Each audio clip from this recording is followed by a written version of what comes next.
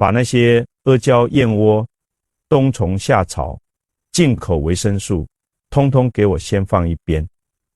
你知道吗？女人最顶级的养生根本不是吃补药，就3个字，自己住。这话我知道，很多人听了要跳起来骂我，说我挑拨离间，说我大放厥词，说我不懂人情世故。好，你先别急着反驳，把这几十分钟听完，这比你吃10斤人参、喝100碗补汤还管用。你说现在的女人到底过的是什么日子？看诊这么多年，见过太多女同胞，屁股还没坐热就开始叹气，脸色蜡黄，眼圈发黑，眼袋掉到颧骨上，手一搭上去，脉象细得像蜘蛛丝，稍微按重一点就没了。这叫叹脉，中间是空，像根水管，里面没水。他们开口就问大夫，我怎么总是乏力？我怎么睡不着？我稍微动一下就心慌气短。去医院查了全身，心肝脾肺肾，什么指标都正常，甚至连甲状腺功能都正常。但我就是觉得整个人要枯萎了，像被谁抽走了筋骨，连提个买菜的袋子都觉得手软。我这到底是什么病？我告诉你，这根本不是病，是漏。你的身体就像一个破了洞的皮球，气血每天都在往外漏。你这边拼命吃补药，那边拼命漏，漏的比补的还快。你能好得了吗？那些吃进去的阿胶燕窝，最后都变成了什么？变成了你身体运化不掉的垃圾，变成了痰湿，变成了赘肉，堵在你的血管里，堵在你的经络里。那让你漏气漏血的罪魁祸首是谁？不是别人，正是你身边最亲密的人，是那个让你操碎了心的家，是那些无穷无尽把你像蜘蛛网一样粘住的社交锁链。所以我今天要说一句可能得罪很多人的话，女人最顶级的养生就是自己住。特别是那些气血不足，整天觉得被掏空了的女人，独处对你们来说简直就是救命的大补药，是回魂汤，是再生丸。先别急着拿贤妻良母的道德大棒来挥舞。咱们今天讲的是医理，讲的是人体最真实的生理反应。身体是不会骗人，你的脉搏是不会撒谎。你仔细回想一下，是不是只有在夜深人静，老公睡得像死猪一样呼噜打得震天响，孩子也终于不闹腾，整个世界都安静下来的那一刻，你才感觉这口气终于顺了，你才感觉这个身体属于你自己，你才觉得肩膀上那座大山稍微挪开了一点点，这就对了。这就是你身体的本能在告诉你答案。咱们中医讲，女子以肝为先天，肝主疏泄，肝主藏血。女人的气血想要足，想要脸上红润有光泽，肝气必须舒畅，肝血必须充盈。但现在的女人活得太累了，你们的肝每天都处在一种什么状态？郁结，死死的郁结。早上睁眼，脑子里想的是什么？是孩子的早饭有没有营养？是老公的领带在哪里？是晚上的菜谱买什么？你根本没想过你自己。到了单位，要应付老板的脸色，同事的勾心斗角，客户的刁难。下了班冲进菜市场，还要算计几毛钱的差价，跟那个卖菜的小贩斤斤计较。你们的脑子就像一个24小时高速运转的 CPU， 从来没有停机过，甚至睡觉的时候都在做梦考试，做梦吵架，做梦追公交车。中医里讲思伤脾，你一天到晚思虑这么重，脾胃之气早就被你耗干了。脾是气血生化之源，是后天之本。脾伤了，气血从哪里来？你吃进去的那些山珍海味根本运化不掉，最后全都变成垃圾堆在身体里。那你当然会觉得累，当然会觉得身体沉重的像灌了铅，连抬腿都费劲。这就是为什么我说自己住是最大的补药，这不是教你自私，这是教你保命。当你一个人住的时候，或者哪怕每天能强制自己独处几个小时，你会发现一个惊人的生理变化。首先，你的神回来了。中医讲心藏神，心是君主之官。在这个嘈杂的社会里，你们的神是散，是外越，是离家出走。你关注老公的情绪，他一皱眉你就紧张，生怕是不是自己哪句话说错了。你关注孩子的成绩，他少考1分你就焦虑，生怕他将来考不上大学。你关注闺蜜的八卦，关注网上的新闻，关注明星的绯闻，你的神都跑出去了。就像一个国家的皇帝，天天跑出去游山玩水，不管朝政谁来管，你这五脏六腑家里没有君主坐镇，不就乱套了吗？不就造反了吗？当你独处的时候，不需要看任何人的脸色，不需要照顾任何人的情绪，你想几点吃就几点吃，想躺着就躺着，屋子乱一点也没人唠叨，碗筷堆在池子里也没人指责你。这个时候，你的心神不需要对外发射信号，它就开始内收。神一内收，就像离家出走的君主回到了皇宫，五脏六腑一下子就有了主心骨。你的呼吸会自然变深，你的心跳会自然平缓。这种状态下，身体的治愈能力是平时的10倍、100倍。我给你们讲个真实的案例，听完你们就明白了。前几年有个女病人，50岁出头，也是个所谓的完美女性，家里家外一把手，照顾公婆无微不至。老公是个甩手掌柜，连酱油瓶倒了都不扶。孩子也叛逆，天天跟他顶嘴。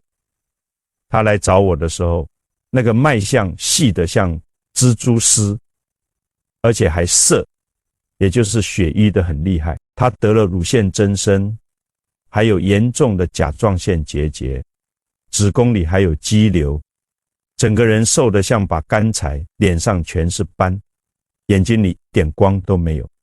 那是典型的3结体质，气结、血结、痰结，整个人就像一棵被藤蔓缠死的树。他说他试过所有的办法，吃中药、做艾灸、练瑜伽，甚至去庙里拜佛都没用。他问我是不是快不行了？是不是要得癌症了？我看着他，我说你的病根不在身体上，在于你的责任心太重了，你的气血都被你要强的性格给烧干了，这是心病。心病还需心药医，草药救不了你。我当时给他开的方子非常奇怪，我没给他开什么大补的药，我给了他一张纸条，上面写着去外地租个房子，或者回老家乡下一个人住3个月，手机关机，除了报平安，谁的电话也不要接，谁的事情也不要管。他当时看我的眼神，觉得我是个疯子，是个庸医。他说，我家那一摊子是谁管？我老公连袜子都找不到，我走了他们吃什么？婆婆的药谁给拿？我说，你死了，他们照样得活，你现在不走，等你真倒下了，躺在医院里插管子的时候，他们可能半年就给你找个后妈进门，那时候你才是真没用，那时候你才是真的多余。这话很难听，像刀子一样，但把他骂醒了。他真的咬牙出去住了1个月，前几天很不习惯，觉得心里空落落的，总担心家里像是有罪一样。她甚至幻听，觉得听到了老公在喊她找衣服。但到了第2个星期，神奇的事情发生了。她告诉我，她开始能听见窗外的鸟叫声了，开始能尝出米饭的甜味了。注意，这就是脾胃之气恢复的表现。因为脾开窍于口，到了1个月后，她回来复诊，那个气色简直换了一个人，脸上有光泽了，那是血上来了，眼神也不再焦虑浑浊了，那是神回来。再去查她的甲状腺和乳腺结节，虽然没有完全消失，但明显变软变小了。她问我这是什么原理，我告诉她，这就是阳气归根。当你在家庭琐事中纠缠的时候，你的阳气是浮在表面，是亢奋，那是虚火，虚火烧干了你的阴液，所以你焦躁失眠，口干舌燥。当你独处时，外界的干扰切断了，虚火降下来，真阳潜藏归肾，肾主骨生髓，肾气一足，你骨头里那种酸痛感就没了，肾水上来挤心火，你就能睡个踏实觉了。这叫水火既济，这才是人体最大的大周天循环。很多人听了我这话，心里还是在打鼓，觉得我这是在教唆家庭不和。我告诉你们，这叫不懂医理。你们只看到了表面的热闹，没看到里子的腐烂。咱们继续往深了挖。为什么我说独处是气血不足女人的特效药？这就要讲到人体能量的进出口问题了。你们知不知道，人这一辈子能量消耗最大的地方在哪？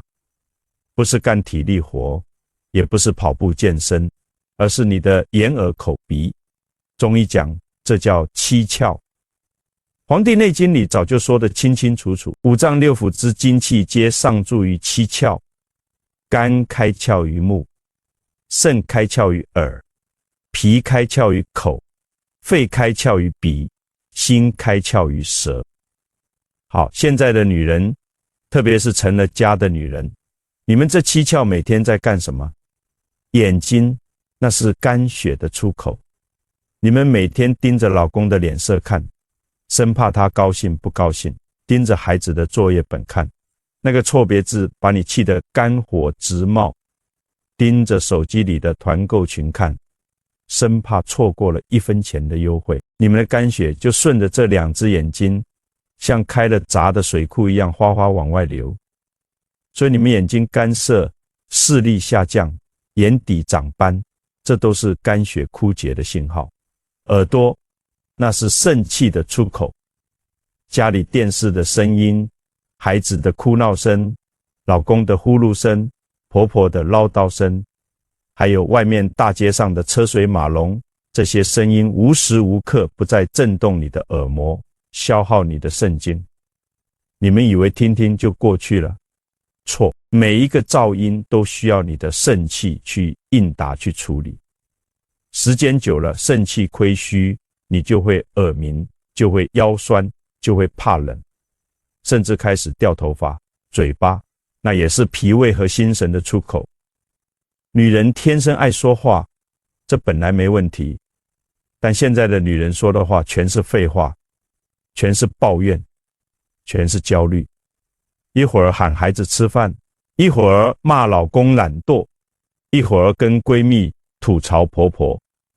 中医讲，日出千言，不病自伤。你每说一句话都是在调动你的丹田之气，你一天说个停，哪怕你躺在床上啥也不干，你的气也被这张嘴给泄光了。这也就是为什么很多女人明明一天没干什么重活，到了晚上却觉得累得要死，连说话的力气都没有，因为你的神顺着七窍跑光了。那么自己住或者深度独处意味着什么？意味着你把这七窍给关上了。当你一个人待着的时候，没有老公孩子在你眼前晃悠，你的眼睛是不是可以内视了？你不看外面，眼神收回来，肝血就止损了，就开始回流滋养肝脏了。没有人跟你说话，周围安安静静，你的耳朵是不是可以反听了？你听不到外面的噪音，你开始听到自己心跳的声音，开始听到自己呼吸的声音，这时候肾气就不再外泄，开始在肾脏里积蓄，这叫还精补脑。没人跟你吵架，没人需要你唠叨，你的嘴巴闭上了，舌底上颚，津液自然生发，这时候你的心气就沉下来了，不再浮躁了，这就叫闭五官，绝六欲，守身得一，这是道家最高级的养生心法，也是中医治病的根。你不用去练什么气功，这就是最好的气功。再给你们讲个更扎心的，很多女人气血不足，还有一个巨大的原因，就是睡觉。你们可能会说，大夫，我每天都睡觉啊，我每天睡8个小时啊。我问你，你是一个人睡，还是跟老公睡？别笑，这是很严肃的医学问题。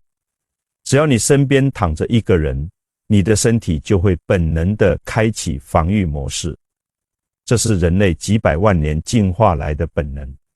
哪怕那是你最亲密的人，只要有另一个生物的热量，呼吸、翻身的动静，你的胃气，也就是保护你身体的那层能量，就不敢完全设防。你看那些跟老公睡了几十年的女人，有几个是真正睡得沉的？老公翻个身，她醒了；老公打个呼噜，她醒了；甚至老公做个梦，蹬个腿，她也醒了。这一晚上，你的胃气在体表进进出出，根本没法完全潜入阴分去修复你的五脏。结果就是你睡了8个小时，起来还是觉得累，还是觉得头昏脑胀。但我让那些气血亏虚严重的病人试着分房睡，或者自己出去住一段时间，结果怎么样？他们告诉我，大夫，我这辈子第一次知道什么叫睡死过去了。当整个房间只有你一个人的气场，你的身体知道你是绝对安全的，你的胃气会彻底放松，像潮水一样退回体内，去滋养你的五脏六腑。这种深度的睡眠，1个小时顶你平时3个小时。有一位40多岁的女高管，长期失眠，头发大把大把地掉，月经只有一点黑血。她老公很爱她，每天晚上都要抱着她睡，她觉得这是幸福。我看诊的时候直接跟她说，你这福气再享下去，命就没了，你的阳气都被别人吸走了。虽然她不是故意，但物理法则就是这样，能量高的流向能量低的，或者2个磁场互相干扰。你现在身体这么弱，你根本经不起这种干扰。我让她老公去客房睡1个月，一开始2个人都不乐意，觉得影响感情。我说，你们是要感情还是要命？1个月后，这女高管来复诊，那一头枯草一样的头发居然开始有油光了。她说，大夫，我终于能睡整觉了，而且早起那种心慌的感觉没了。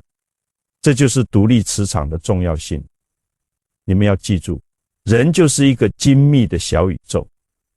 当你虚弱的时候，任何外来的磁场对你来说都是一种负担，都是一种煞气。只有当你自己住、自己睡，建立起一个完全属于你自己的封闭的纯净的能量场，你的气血才能在这个小环境里不受打扰的完成生长收藏的循环。这就好比你要烧一壶水，你想把水烧开，必须得盖上盖子，关上门窗，防止热量散失。你现在一边烧水，边往里兑凉水，一边还敞着盖子，这壶水就是烧到天荒地老，开不了。而且自己住还有一个巨大的好处，就是你能真正控制你的饮食节奏。很多女人吃饭不是为了自己吃，是为了配合家人的时间。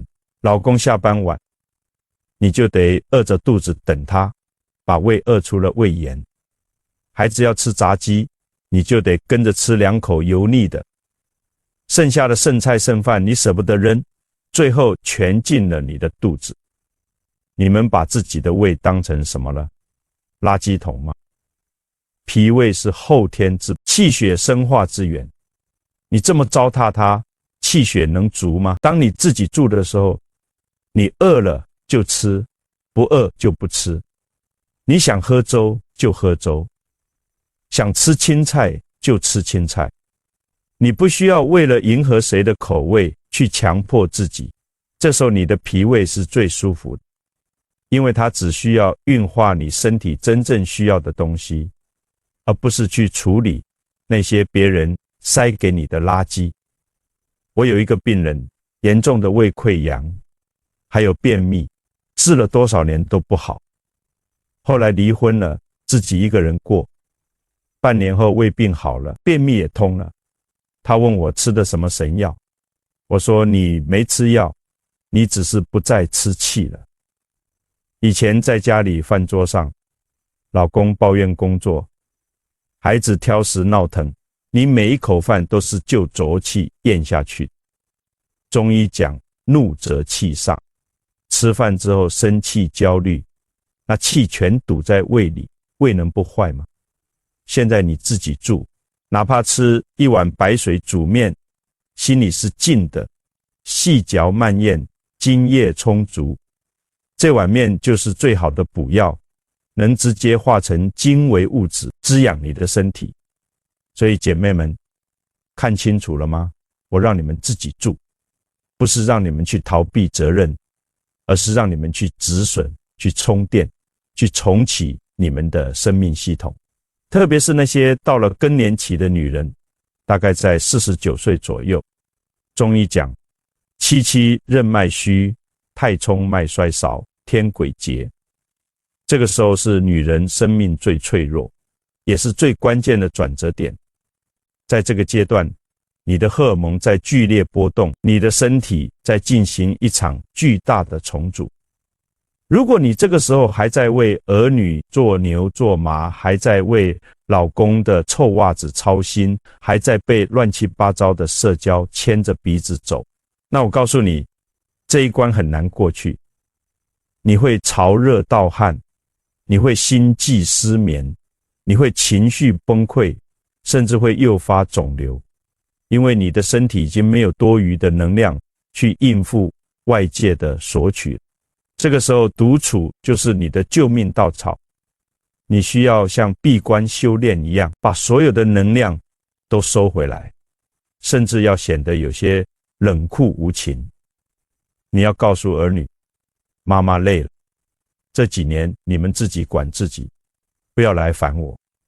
你要告诉老公，我也需要休息，家务活你多分担，或者花钱请人，别指望我像以前一样伺候你。这听起来很残忍，是吧？但是只有当你顺利度过了这个更年期，把身体调整到一个新的平衡状态，你才能在未来的20-30年里健健康康的活着，给儿女添麻烦，不让自己受罪。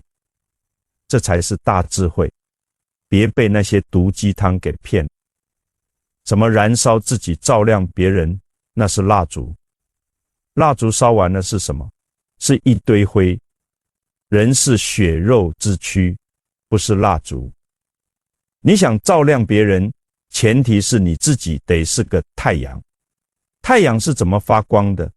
它靠自己内部的核聚变，它不需要燃烧别人，也不需要别人燃烧它，它独自悬在天上，万物自然生长。女人要做太阳，而独处就是你进行核聚变的过程。我知道，哪怕我今天说到这个份上，还是有很多人做不到，因为习气太重，因为心里那块叫愧疚的石头压着，你们不敢休息，不敢独处，甚至不敢对自己好一点。因为一旦你闲下来，心里就会有个声音在骂你，你怎么这么懒？你不管孩子谁管？你婆婆会怎么看你？这个声音就像个拿着鞭子的监工，死死地盯着你。只要你一屁股坐在沙发上超过10分钟，这鞭子就抽过来。这在中医叫什么？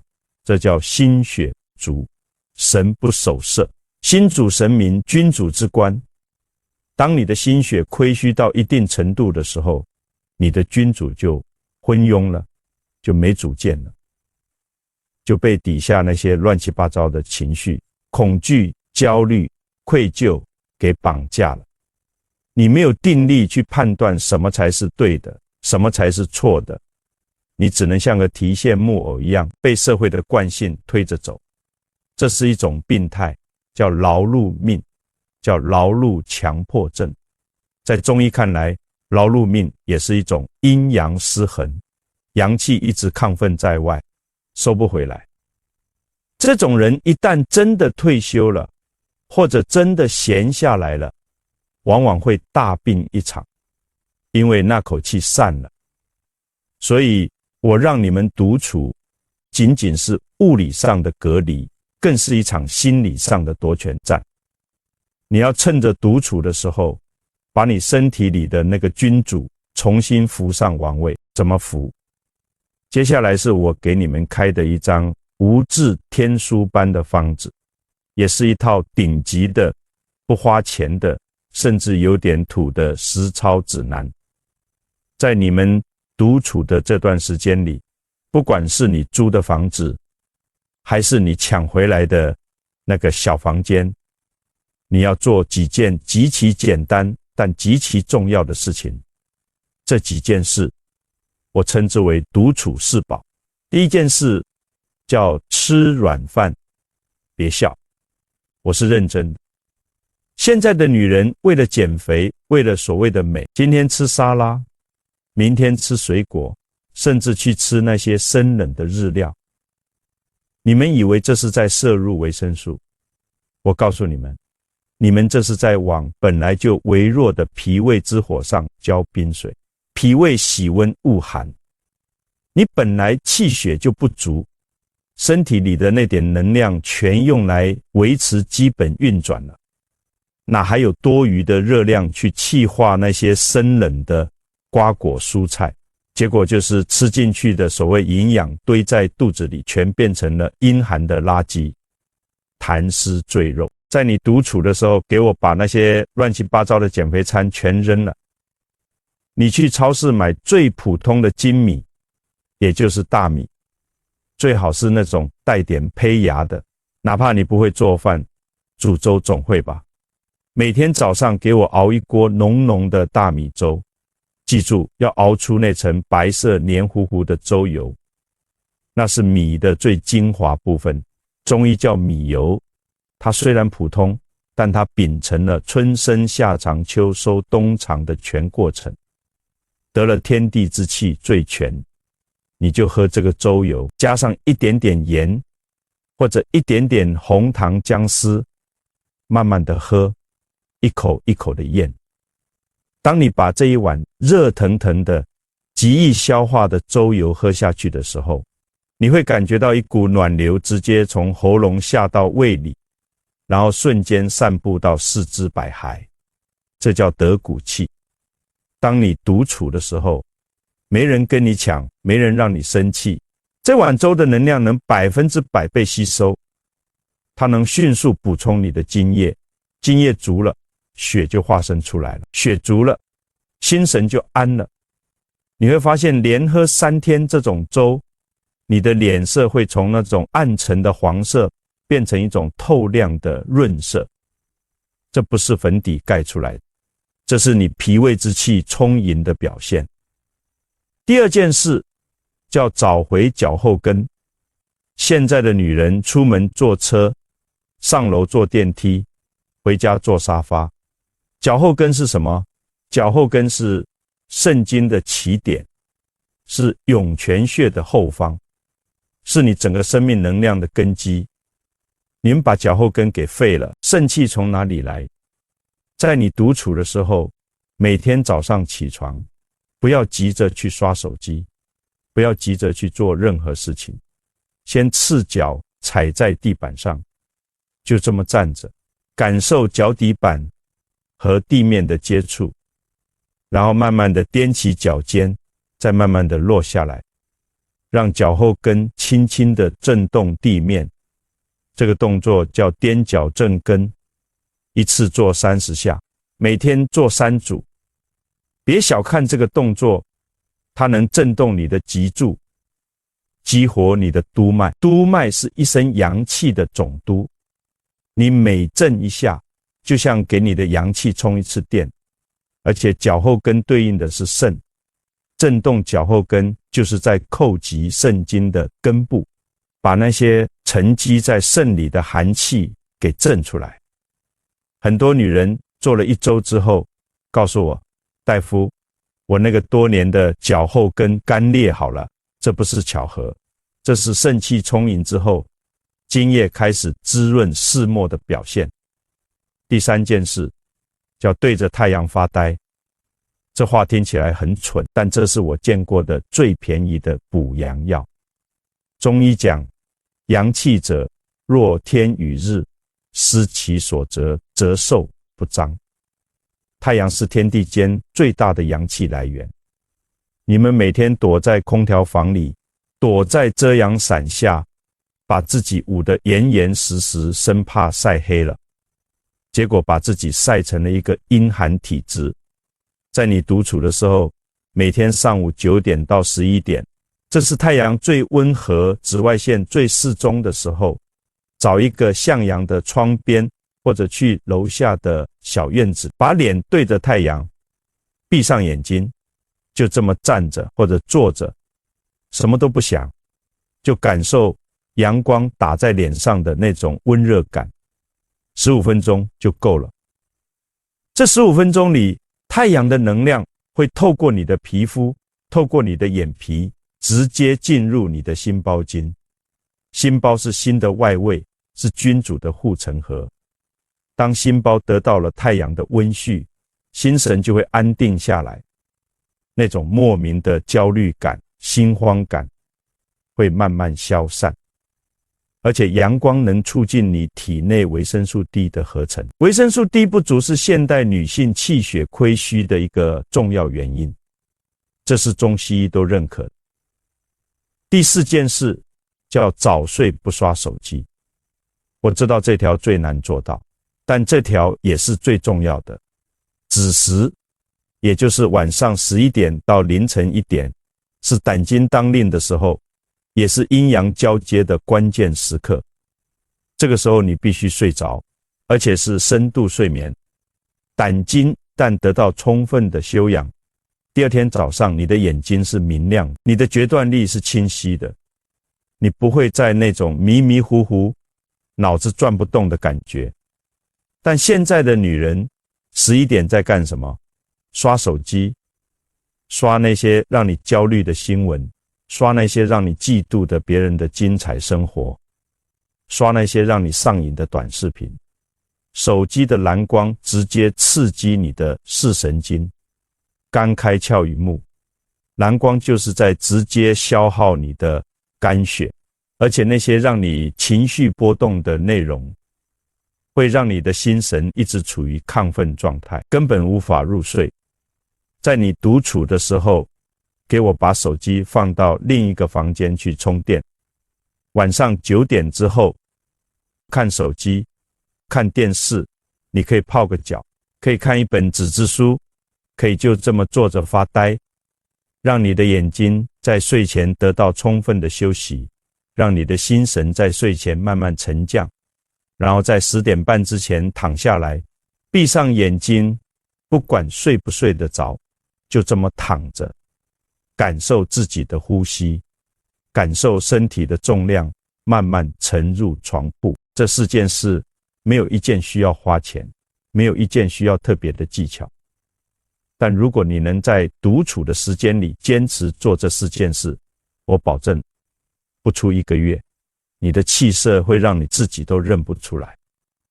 好，说到这里，我知道还有一个问题在你们心里憋着，就是大夫，我做不到完全自己住，我有孩子要照顾，我有工作要上，我有老人要看，我根本没有条件一个人住。我理解，我不是不食人间烟火的神仙，我知道现实的难处，所以我给你们一个退而求其次的方案，叫每日独处1小时。这1个小时是你的铁律，是你的命，谁都不能抢。你可以早起1个小时，在家人都没醒的时候，一个人坐在厨房里，喝一杯热水，什么都不想。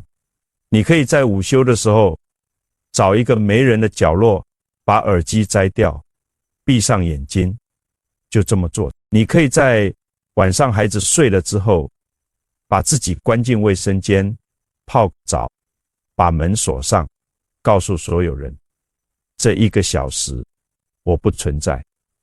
这1个小时里，你不是任何人的妻子，不是任何人的母亲，不是任何人的女儿，不是任何人的下属，你就是你自己，一个独立的、完整的、需要被好好对待的生命体。这1个小时就是你每天给自己充电的时间，就是你让七窍关闭，让神回归的时间，就是你让气血重新生长的时间。别觉得这是自私，这是自救。你只有先把自己救活了，才有力气去救别人。飞机上的安全须知是怎么说的？遇到紧急情况，先给自己戴上氧气面罩，再去帮助身边的人。这不是冷漠，这是常识。你自己都缺氧了，你怎么去帮别人？最后，我想说一句可能是今天最重要的话：女人的气血从根本上来说，不是靠吃出来的，不是靠补出来的，是靠省出来的，是靠守出来的。你的身体就是你的国，你是这个国的君主。一个好的君主，不是那种每天忙得团团转、事必躬亲的劳碌皇帝，而是那种懂得无为而治，懂得把权力下放，懂得给自己留出空间的智慧君主。独处就是你修炼成为智慧君主的道场。好了，今天就说到这里。我知道这些话，有些人听了会点头，有些人听了会皱眉，有些人听了会骂我。但不管你们怎么想，你们的身体知道真相。下次你又觉得累了、空了、被掏干了的时候，记住今天这句话，把门关上，把手机放下，把那些乱七八糟的事情先放一边，好好的一个人待一会儿，这就是最好的药。